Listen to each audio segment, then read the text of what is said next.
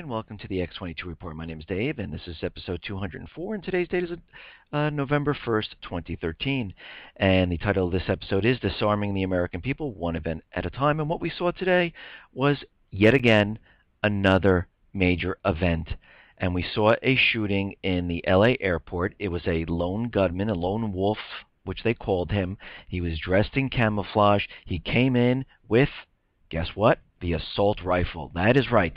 And shot up a couple of people. People were hurt. I believe he killed a TSA officer.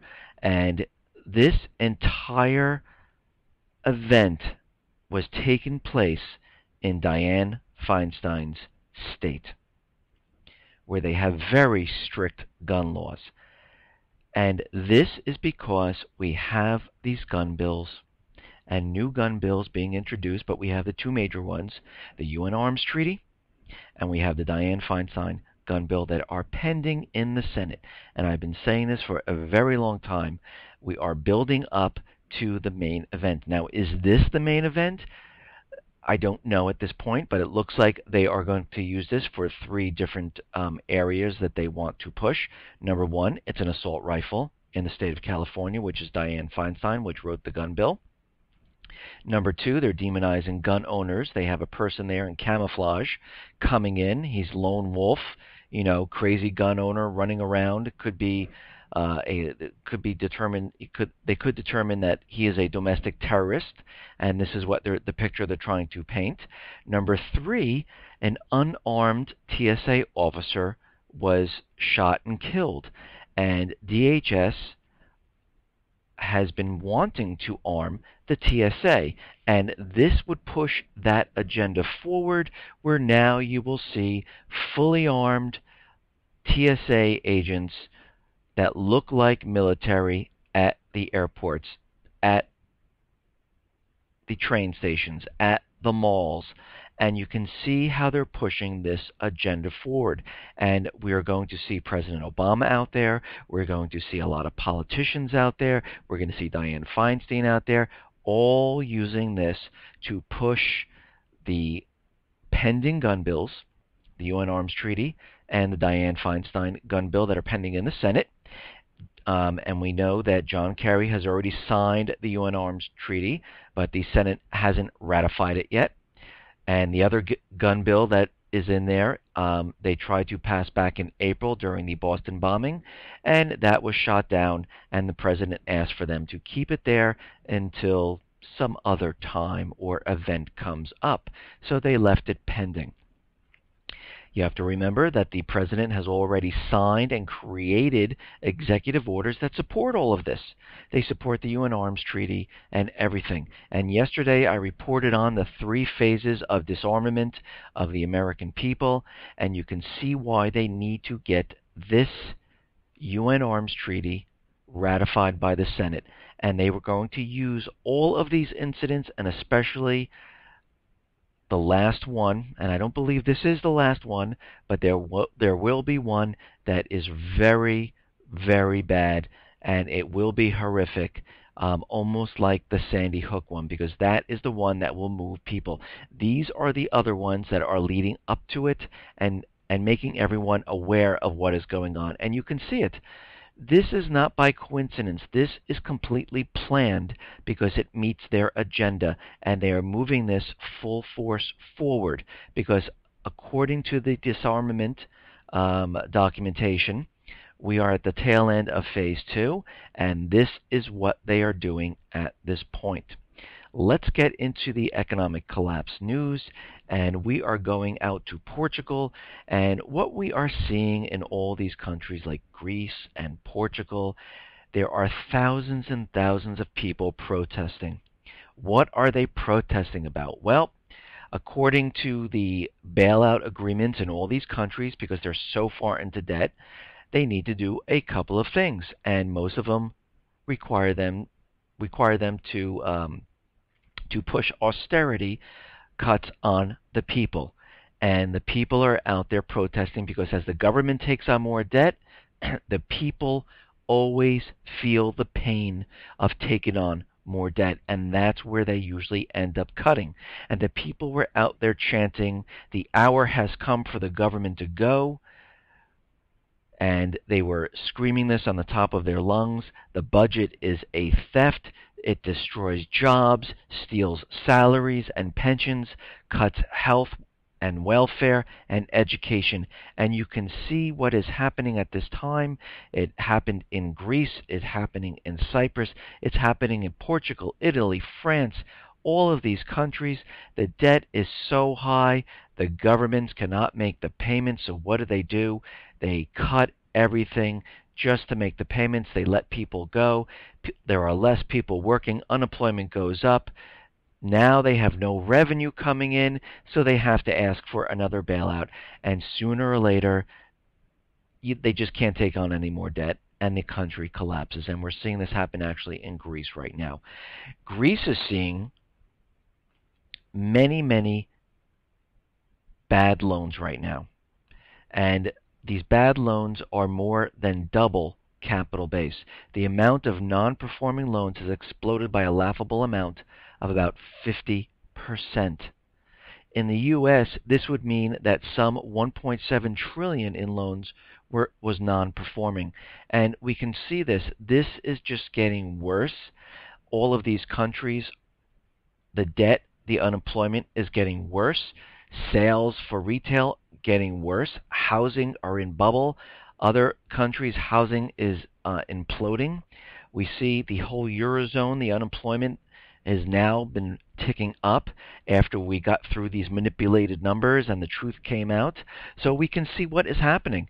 And here in the U.S., same thing. The unemployment is completely manipulated. It is an illusion, and the real unemployment is approaching 24%. But they want us to believe that everything is okay. And what we're seeing is that the U.S. manufacturing PMI tumbled from 52.8% to 51.8%, the lowest since October 2012. And the new orders are increasing at the slowest pace since April. Now, a couple reports back, I reported on automobile sales and how they had to get the subprime people involved to pump up auto sales, and that wasn't even working.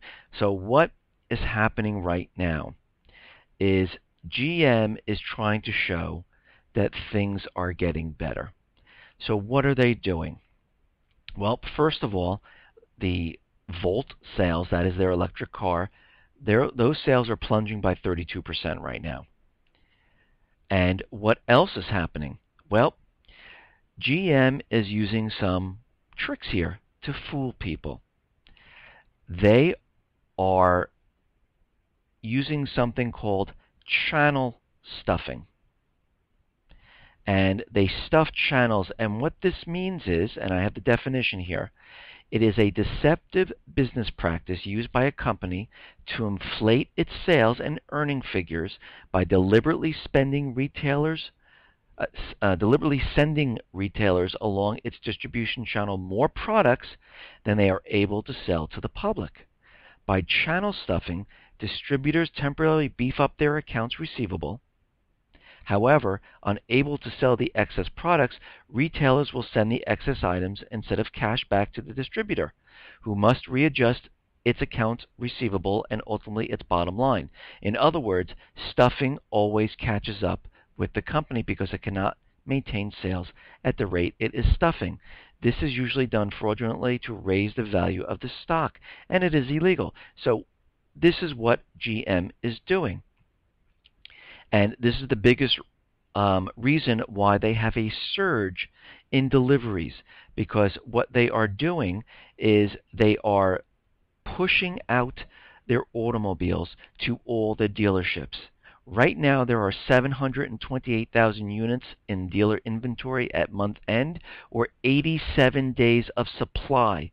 This was the highest number since March 2013, but far more disturbing, the monthly rate of increase was the highest since GM's emergence as a new company from bankruptcy. And this is the biggest 2-month jump in the restructured company's history. So what they did was they pushed more vehicles out to the dealerships. They have more inventory on their lots. They have 87 days worth of inventory. And guess what's going to happen? These retail distributors are not going to be able to push these vehicles, and this will eventually catch up to GM, and this is when you'll see the automobile manufacturers start to implode on themselves. This happened back in 2008, where there were so many cars on the dealerships, it was all bloated, and everything, boom, just imploded because the dealerships, they just couldn't sell the cars. So where do they end up going? They end up going back to the manufacturer. Now, how else do we know the economy is not doing as well as they like us to believe? Well, we understand that the unemployment rate is going down, but we really understand it's not. This is an illusion. It's made up. And we understand that for all these full-time jobs that are being lost, people are taking on temporary work. And since President Obama has taken office, the real median earning of both men and women has dropped. It is now down 3.2%. And we can see it is continually dropping. Why? Because as the unemployment goes up, underemployment goes up, and people are taking on part-time work, people are either not making an income, or the income that they're bringing in is much, much less than it was before. And this is now we're starting to see the effect of all of this. Yes, they might include those people who are working part-time as someone who's employed in the BLS numbers, but we have to understand that they are not counting all those people that are no longer working, and those people who found part-time work, who are coming from full-time work. This is really not supporting them, because most of these people take on 2 part-time jobs, and they can't even make the same amount they were making with their 1 full-time job. Now, we're also seeing, and this is a report, that 4 million people are still paying off the cost of last Christmas, and 1 million plan to pay for this year with a payday loan. More than 4 million people are still paying off all their expenses from the last holiday season. They still haven't finished paying it because they put it all where? On credit card. Right, because we know why. They didn't make enough to support the holiday season. And more than 1 million people, 2.44%, plan to take out a payday loan to cover the cost of Christmas this year. A third of consumers also said they will ramp up their credit card debt to pay for this holiday's festivities. So we can see what is happening from all the unemployment and underemployment and people who are not working right now. They are using, and this is what normally happens, everyone reverts to credit card because they cannot maintain their lifestyle. Holiday seasons are coming, and they want to buy gifts for their family members. You know, if you're celebrating Hanukkah, you're celebrating Christmas, Kwanzaa, whatever holiday you're spending, everyone loves to give gifts to other people.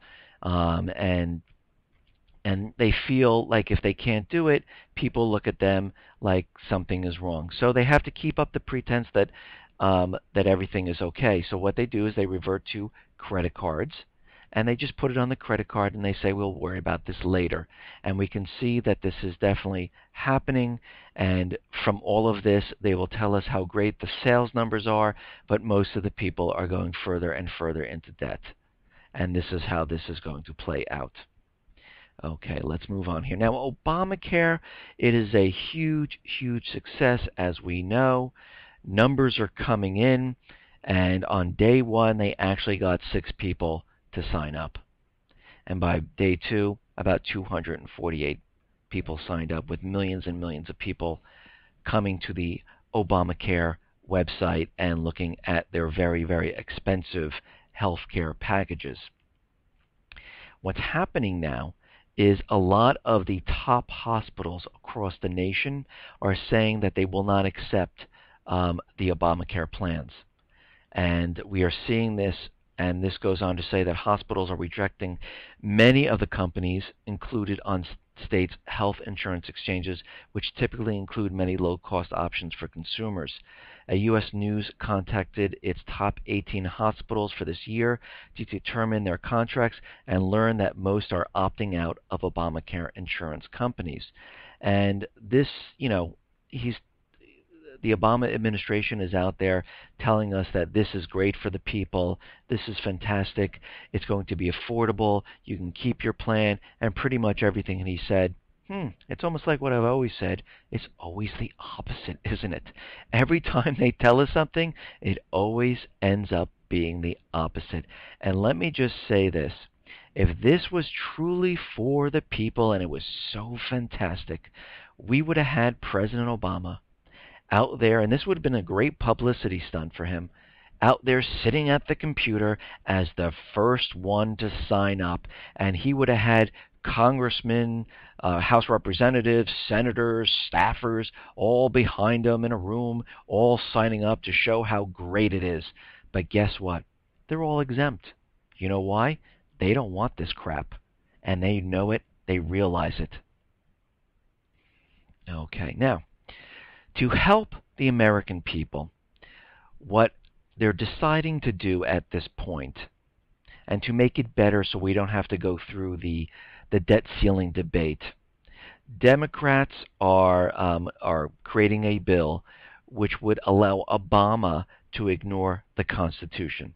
Does it really sound surprising to anyone? Not to me, because they've been ignoring the Constitution, and we understand why this has come about, because it seems like under the three phases of what they're trying to occur about disarming the American people is that they're really not following the Constitution anymore. So Schumer and Obama have a plan, and it's called the Pay Our Bills Act. Sounds great, doesn't it? It almost sounds like the Affordable Care Act, which the titles are always misleading from what the bill is actually. So the Pay Our Bills Act, what would this do? This would grant Obama and all other presidents the authority to increase the legal limit on the federal government's debt unless Congress disapproves of it. So what they're doing, they're taking the power away from Congress, because if I'm not mistaken, Article 1, Section 8, Clause 2 of the Constitution, it plainly states, the Congress shall have the power to borrow money on the credit of the United States, and nowhere does it say anything about the President doing it. But this bill permanently allows Congress to disapprove debt ceiling increases instead of approving them. In other words, this bill takes members of Congress off the hook for voting on an increase in the debt, thereby putting members on the record with their vote. The President could just certify that he was going to increase the debt limit, and Congress could just let him. And this is completely against the Constitution. Congress is the only legislative body that can increase, decrease, and do anything that has to do with the monetary base of the U.S. And they're trying to remove this from the Congress and give it to the President. And I don't understand how all of a sudden, well, I do understand, but we can see that the Constitution means nothing to these people anymore. They are not following it. They think they can just make any type of law that will override the Constitution. But I hate to say it, Marbury versus Madison states that any law that is in conflict with the Constitution is null and void. And all of this that they're doing, the NDAA, the Patriot Act, the NSA spying, the stop and frisk, if you notice, all of the Supreme Court and all the courts uphold these laws that are complete and in direct violation of the Constitution. Now, the question is, does NSA, from all their spying, have something on all these judges and on the Supreme Court and whatnot to make them make their decision in favor of them? Because we see it happening in New York, where the judge who said that the stop and frisk was unconstitutional, is now taken off the case. It is now being put forth to another judge at random, and it is now not under the that it's not frozen anymore, and the police can continually stop and frisk people. And we can see what is going on here now. Feinstein went into a closed Senate hearing to discuss the NSA bill that will allow her to continually and extend the mass surveillance of Americans. Senator Feinstein put forth a bill designed to allow the NSA to monitor their calls. Senator Feinstein wants the NSA to continue to collect the metadata of every phone call in the United States. That's who you call, who calls you, the time and length of the conversation, and recordings of any conversation that you have. And under the government's interpretation, potentially your location is stored for 5 years. This is not an NSA reform bill. It's an NSA entrenchment bill. And what we're seeing, it does nothing to stop NSA from weakening the entire encryption system. It does nothing to stop them from hacking into the communication links of Google and Yahoo and all the data centers. And it does nothing to reform the PRISM Internet Surveillance Program.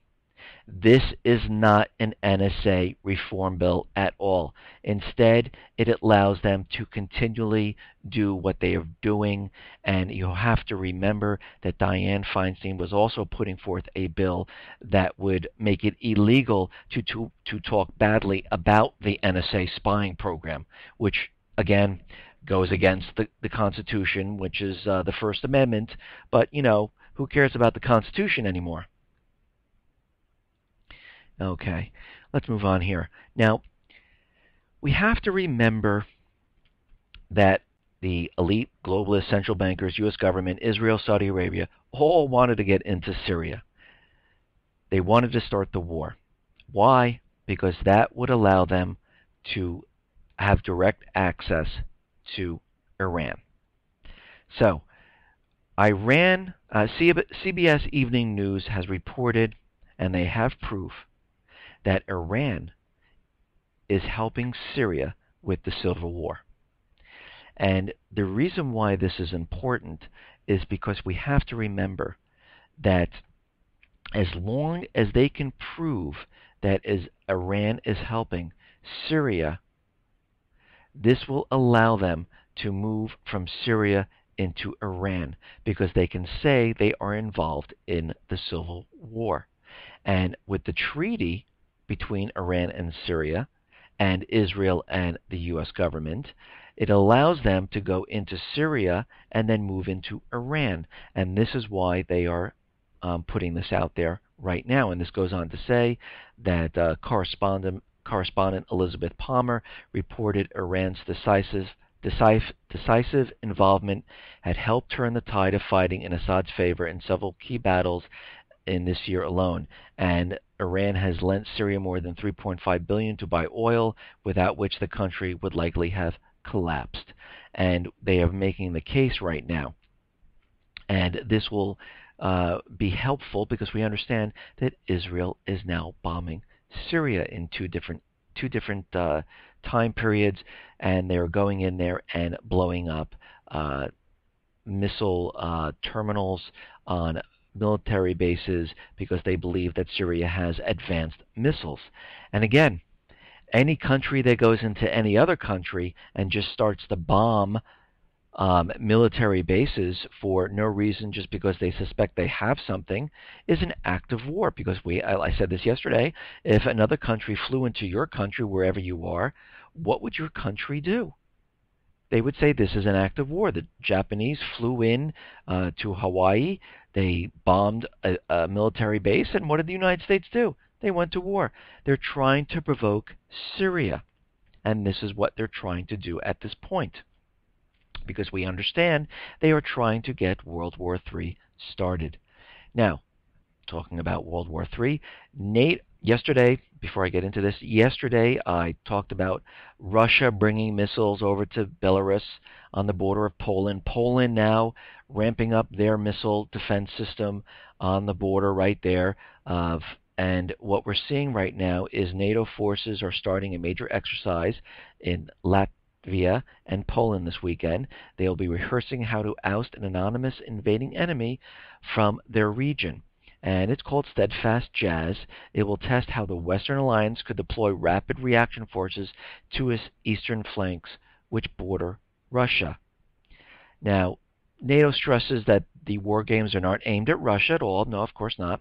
Although some officials say part of their point is to reassure Eastern member states at a time when Russia is probing NATO airspace with bombers, building warships, and conducting even more sophisticated exercises. This exercise is going to be held tomorrow through the 7th, and it's going to involve around 7,000 troops, other personnel, including special forces, tanks, aircraft, ships, and whatnot. And you can see what is happening here. They are building and moving military assets because Poland right now is in the midst of its biggest ever increase in military spending. And they are looking to really beef up their entire military armed forces at this time.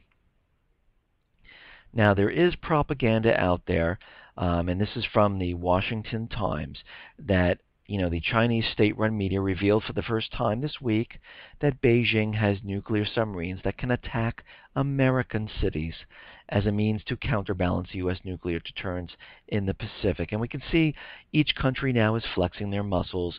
The Chinese now have a substantial military force in the ocean and a naval force, and we can see that they are flexing their muscles. The U.S. is flexing their muscles in the Pacific, so Chinese are flexing their muscles around Hawaii and letting everyone know what they can do.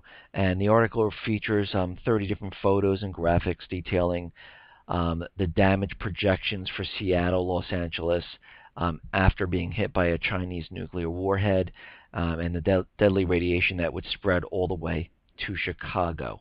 And all the state-run press reports stress the point that the Chinese missile submarines are now on routine strategic patrols, just like the United States has ships in the Pacific on routine strategic patrols, and they just the U.S. has just sent a new stealth destroyer into the Pacific region, and this is saying that Chinese, for the first time, has acquired strategic deterrence and a second strike capability against the United States. So we can see what is happening.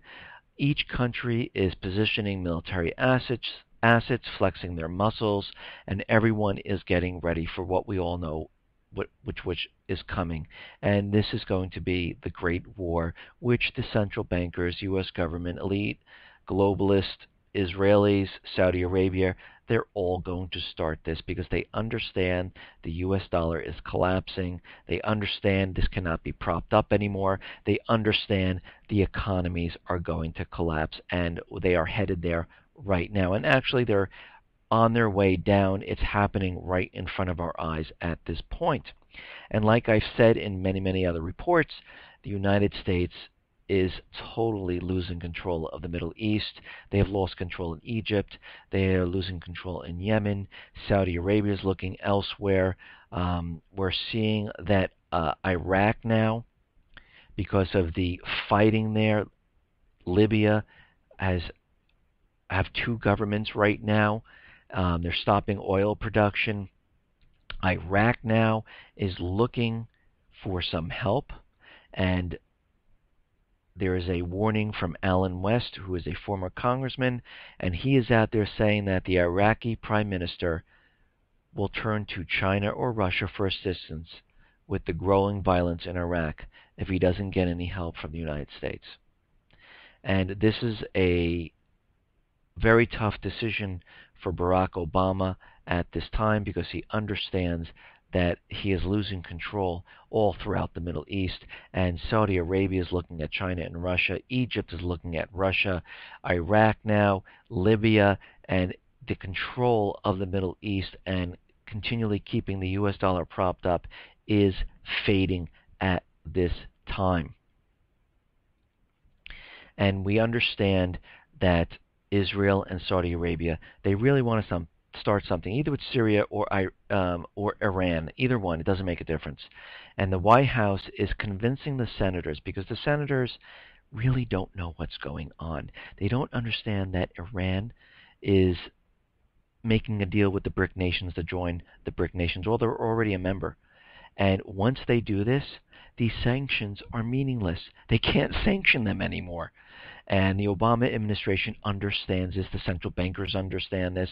And the Obama administration has convinced a number of American senators to delay another round of sanctions against Iran, as let us talk about nuclear talks and try to get the whole peace thing going, which is totally the opposite of what they're going to do, because what have I always said? It's always the opposite. They are not looking for peace. They are looking to get into Iran with a strike. So Hagel is out there, and what he is saying, that the United States is testing Iran's diplomatic intention, but remains clear-eyed on Iran's role as a state sponsor of terrorism and an exporter of extremism and terrorism to the United States. And Panetta is out there saying that the United States might have to use military force against Iran. The president has all options on the table, and when it comes to negotiating over Iran's nuclear program, he is ready to talk to them, but again, a strike is still on the table, and using military force is definitely on the table. So you can see what they are building up to do at this point, and they're letting this out there again. And again, I've said this, the only way they're going to really pull this off, and we will see something, we are going to see some type of false flag event here on American soil, because the only way to get this done at this point is to do it and to involve the American people, because when it happens across the seas and in far-off land, nobody cares. If it happens here in the U.S., everyone is shocked, everyone is pissed, and everyone wants revenge. Those people who are still asleep don't understand what is going on, and this is what will happen. And this will be a multi-pronged event that will occur in the U.S. It will be a cyber attack. It will be either nuclear, biological, or chemical. It will happen in many different cities. And this is definitely going to happen one way or another, because time is running out, people. They understand that the collapse is coming and they need to do something. Now, we are seeing more glitches in the NASDAQ, and the NASDAQ has been shut down. And it's just very odd that we've been seeing so many different glitches. And again, in my other reports, I've said one government official was out there saying that there were so many attacks from the Iran's cyber army that they believe that they might have, inserted some type of malware or virus into the system, and it's laying dormant there. And we all know that we know who's doing this, and we definitely see that something is wrong with these systems at these points, and it's probably interrupting or doing something to the systems, but eventually they will activate all of them, and we will have our cyber attack. Now, yesterday I reported on that Obama is following the disarming of the American people. We are on phase 2 at the tail end. And what we are seeing now, top generals are speaking out. And retired Army Major General Patrick Brady, he's the recipient of the U.S. military's highest decoration, the Medal of Honor, as well as other top retired officers, say President Obama's agenda is decimating the morale of the U.S. ranks to the point members no longer feel prepared to fight or have the desire to win. And he goes on to say, there is no doubt Obama is intent. His intent is emasculating the military and will fire anyone who disagrees with him. They are purging everyone. And if you want to keep your job, just keep your mouth shut. And the Obama administration, he is purging key leaders, colonels, those lined up in rank to replace outgoing generals, are quietly taking their careers in other directions. Retired Army Lieutenant General William G. Jerry Boykin, who was with the Delta Force and later Deputy Undersecretary of Defense for Intelligence under President George Bush, says it is worrying that our four-star generals are being retired at the rate that has occurred under Obama. I believe there is a purging of the military, he said. The problem is worse than we have ever seen. As of right now, everyone, Obama has purged some 197 high-ranking officers in the past 5 years. That is a lot of high-ranking officers. And we can see what is happening here. And it goes on to say, we need to realize that this recent assault on military and veterans is no accident. It is purposeful. The elite loathe our military, Brady said. The one sure guarantor of our freedom, these elite, not a shutdown or default, and their assault on the Constitution and our military are the real threat to our future. And what I said yesterday, and let me just repeat that. Yesterday, from Title V, Section 61 of PL 101-216, as defined in this act, the terms arms control and disarmament means the identification, verification, inspection, limitation, control, reduction, or elimination of armed forces and armaments of all kinds under international agreement to establish an effective system of international control. In Stage 1 of the program, we are to reduce our armed forces to 2.1 million men and transfer one half of them to be merged with Russia and Chinese armies. In Stage 2, the remaining one half of our armed forces is then turned over to the Security Council of the United Nations. So we can see what is happening right now. They are in the process of disarming the American people and reducing the military. And we are at the end of Phase 2, moving into Phase 3. So this should be, and we can see that they are not following the Constitution anymore. They are completely pretending like it doesn't even exist. And if you really look at all the laws they passed, all of them conflict with the Constitution, which means they're all null and void. And everyone realizes I've been talking about the DHS, NSA, TSA, FEMA. They're completely compiling lists of people. The FBI has a suspicious activity report.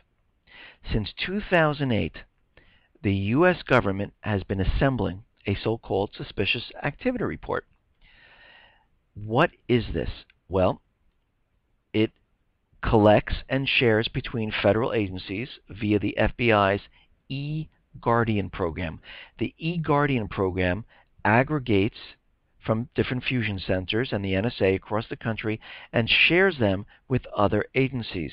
The eGuardian program, as granting broad discretion to law enforcement to collect information about innocent people engaged in commonplace activities, to store data about these people in criminal intelligence files without any evidence of wrongdoing, and charge the government with operating on vague and expansive definitions of suspicious activities.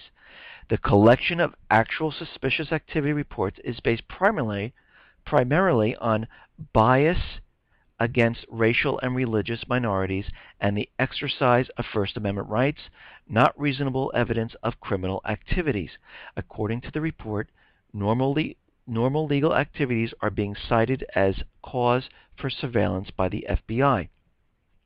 Americans who express dissident views or anti-government sentiments are being targeted for surveillance and entry into the eGuardian databases. And we can see this all over the place. And here's an example. UC Davis dorm bathroom had anti-government graffiti written black marker on the wall. Well, they are now in the eGuardian database. Suspicious up-down American flag seen on big rig.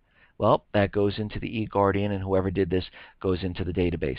So we are seeing what is happening here. And the FBI has grown rapidly since 2001, saying the Bureau has been radically transformed during the 12-year term of Director Robert Mueller into a domestic intelligence and law enforcement agency of unprecedented power and international reach. And we definitely see this now.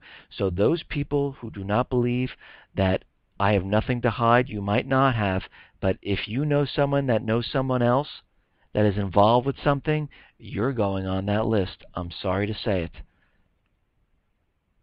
And this goes on to say that the report instructs agents on methods for surveillance against black separatist extremists, domestic terrorists, animal rights, environmental extremists, and it goes on and on and on.